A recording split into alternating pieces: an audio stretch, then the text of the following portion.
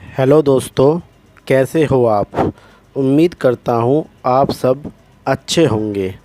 आज आपके लिए लीगल से संबंधित एक नया वीडियो लेकर आया हूँ। उम्मीद करता हूँ आपको यह वीडियो पसंद आएगा। तो ज़्यादा समय न लगाते हुए आइए शुरू करते हैं।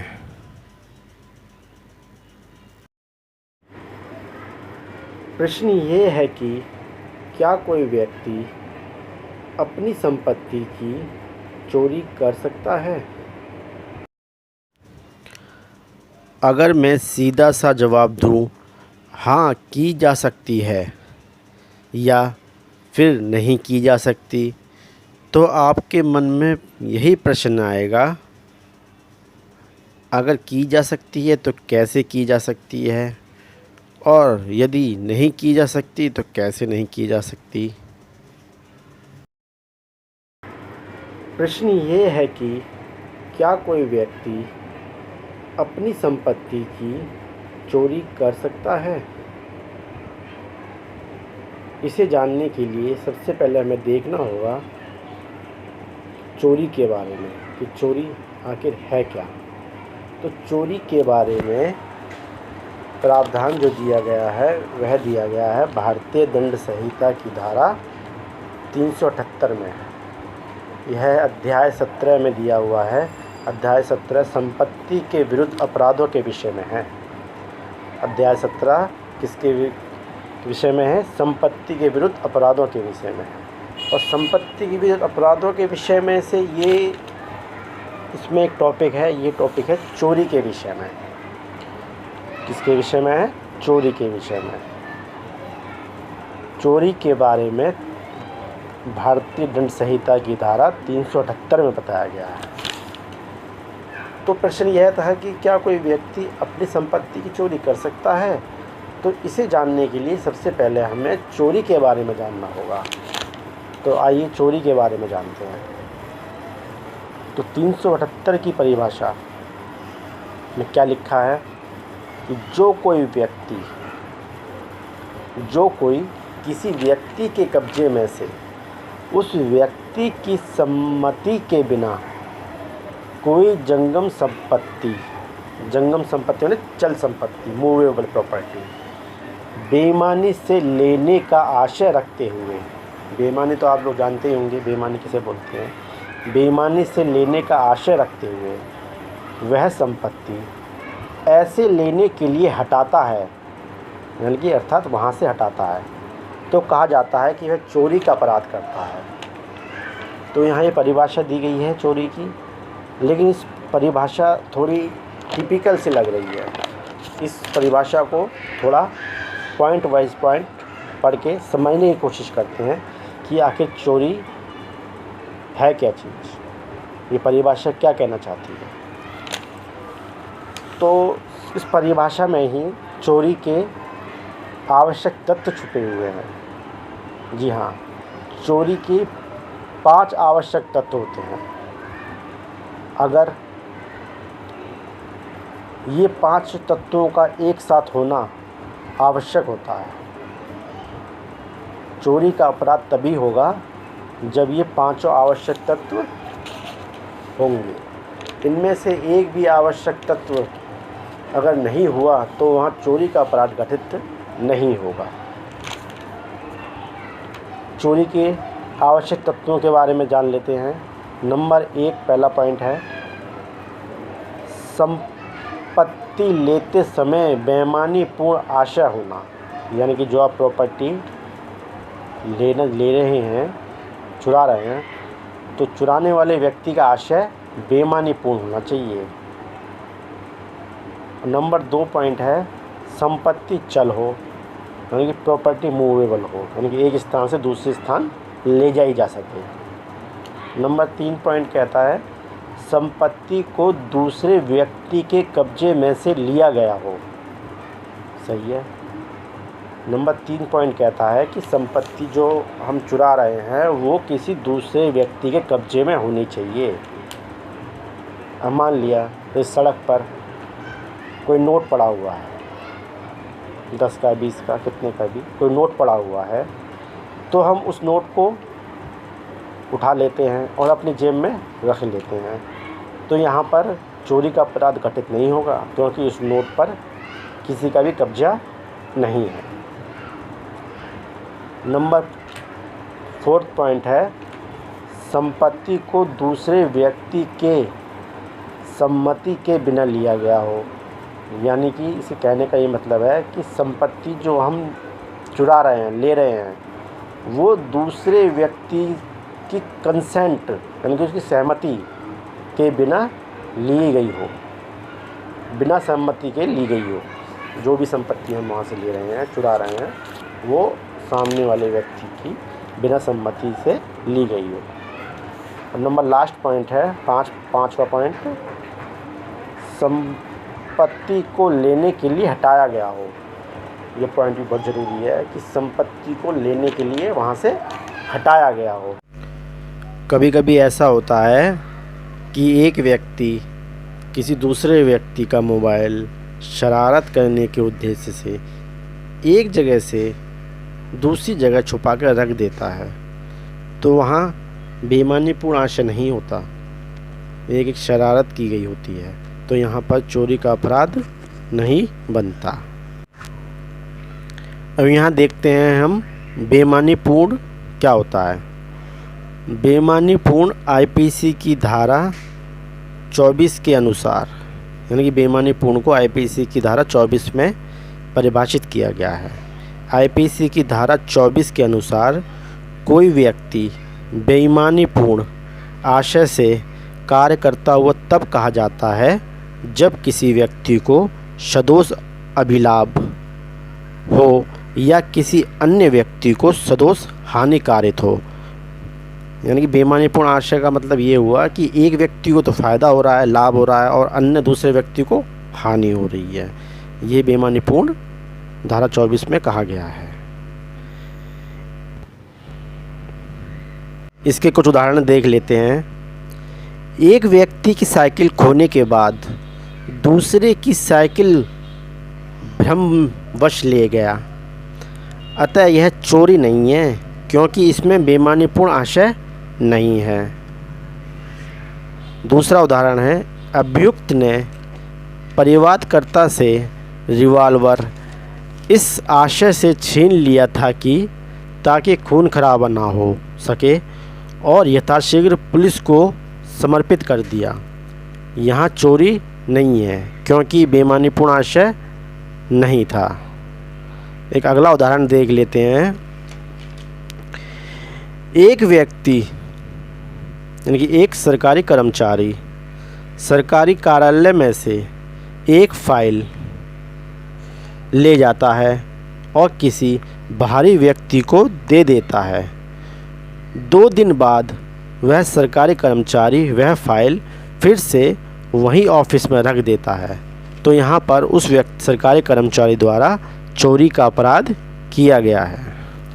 एक अगला उदाहरण देख लेते हैं कि अभियुक्त द्वारा या किसी व्यक्ति द्वारा स्कूल के बाहर आते हुए लड़के की पुस्तक छीन लेना और कहना कि घर पर आकर पुस्तक ले लेना, यहाँ पर चोरी का अपराध कारित होता है।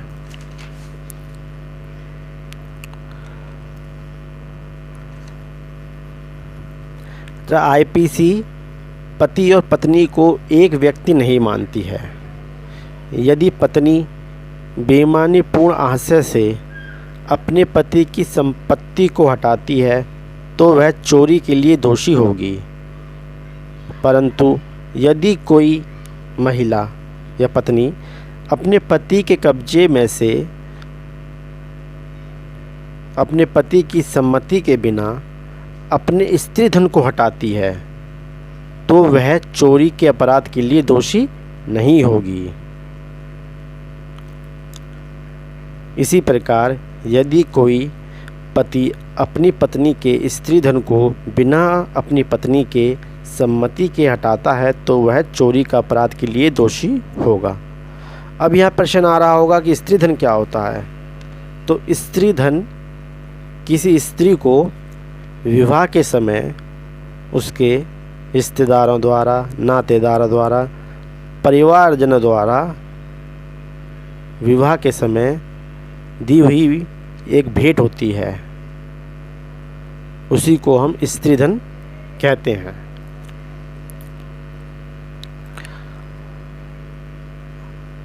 चोरी की विषय वस्तु चल होनी चाहिए, अर्थात जो वस्तु किसी व्यक्ति द्वारा कोई वस्तु चोरी की जा रही है, संपत्ति चोरी की जा रही है, तो उस संपत्ति की विषय वस्तु चल होनी चाहिए, अर्थात मूवेबल होनी चाहिए, उसे एक स्थान से दूसरे स्थान पर ले जाया जा सके। अचल संपत्ति को आईपीसी की धारा 22 में परिभाषित किया गया है। आईपीसी की धारा 22 कहती है, ऐसी संपत्ति जिसको एक स्थान से दूसरे स्थान पर स्थानांतरण किया जा सके तो ऐसी संपत्ति को चल संपत्ति कहा जाएगा।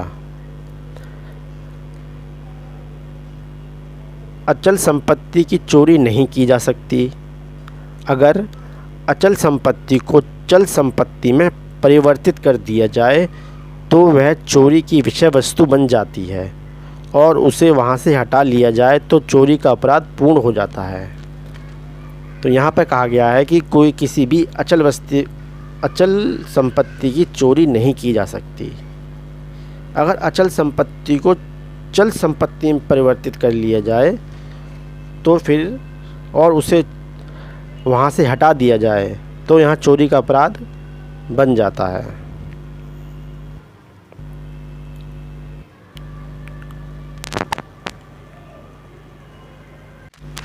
जैसे बिजली का खंभा ज़मीन में गड़ा रहता है, तो जब तक वह ज़मीन में गड़ा रहता है तब तक उसकी प्रकृति अचल संपत्ति की मानी जाती है, पर जैसे ही वह खंभा ज़मीन से निकाल लिया जाता है तो उसकी प्रकृति अचल संपत्ति से चल संपत्ति में परिवर्तित हो जाती है और उसे वहाँ से हटा लिया जाए तो वहाँ पर चोरी का अपराध कारित होगा। इसी प्रकार आपने देखा होगा खेतों में फसलें खड़ी रहती हैं तो खड़ी फसलें भी अचल संपत्ति मानी जाती हैं। जब तक फसल खड़ी है वह अचल संपत्ति मानी जाती है, पर जैसे ही फसल काट कर रख दी जाती है तो वहीं पर उसकी प्रकृति अचल संपत्ति से बदलकर चल संपत्ति में परिवर्तित हो जाती है और उसे बेईमानीपूर्ण आशय से अगर वहाँ से हटा दिया जाए तो यहाँ पर चोरी का अपराध कारित होगा। अगला देखते हैं, संपत्ति को किसी के कब्जे में से ही लेना चाहिए। संपत्ति को किसी के कब्जे में से ही लेना चाहिए तो ही चोरी होगी। जैसे कि मान लिया जंगल में शेर है, चीता है, भालू है, चिड़िया है, नदी है, सागर है आदि, तो ये चोरी के लिए कब्जा नहीं है। अगर इनमें से किसी की चोरी की जाती है तो मामला आईपीसी में न जाकर अन्य विधि में जाएगा। इसी प्रकार अगर किसी पालतू जानवर को कब्जे में से बेईमानीपूर्ण आशा रखते हुए ले लिया जाता है तो यहाँ पर चोरी का अपराध होगा। एक चीज़ और कि विद्युत के बारे में पूछा था कि विद्युत की चोरी होती है कि नहीं, तो इसके बारे में भी मैं आपको बता देना चाहता हूँ कि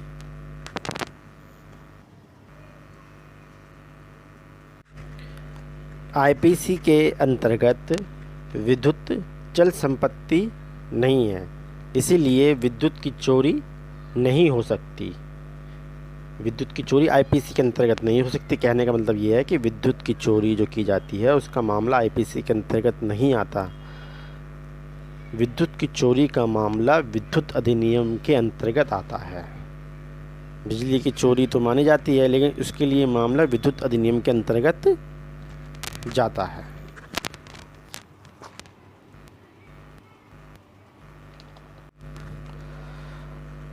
तो अब तो आपको पता चल ही गया होगा कि जो पहले प्रश्न पूछा गया था कि क्या कोई व्यक्ति अपनी संपत्ति की भी चोरी कर सकता है, तो उसका जवाब है हाँ, कर सकता है। अगर चोरी की पांचों शर्तें पूरी हो रही हैं तो वहाँ पर चोरी का अपराध होगा। जैसे एक व्यक्ति ने अपना टीवी बी नामक मैकेनिक को सही करने के लिए दिया।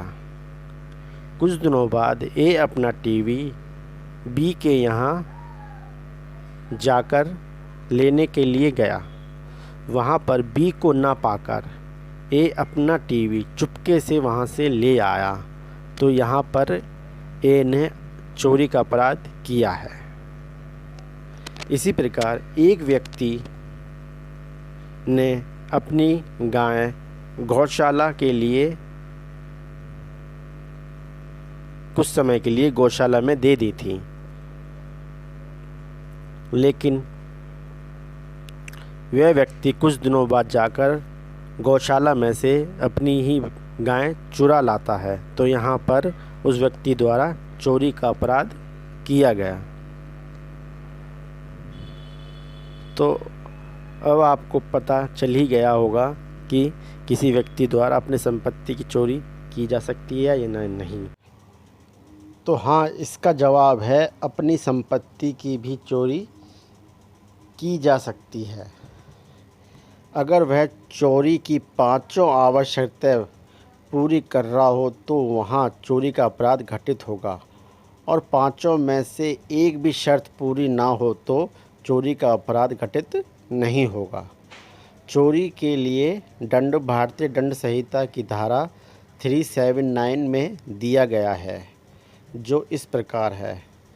379, जो कोई चोरी करेगा वह दोनों में से किसी भांति के कारावास से, जिसकी अवधि 3 वर्ष तक की हो सकेगी, या जुर्माने से या फिर दोनों से दंडित किया जाएगा। या तो 3 वर्ष की सज़ा होगी, या फिर जुर्माना लिया जाएगा, या फिर दोनों सज़ा का प्रावधान दिया जाएगा। तो दोस्तों, कैसा लगा आपको वीडियो अच्छा लगा हो तो लाइक कीजिए, और यदि वीडियो में कोई कमी रह गई हो तो कमेंट में बताइएगा ज़रूर, ताकि उस कमी को अगली वीडियो में सुधारा जा सके। धन्यवाद।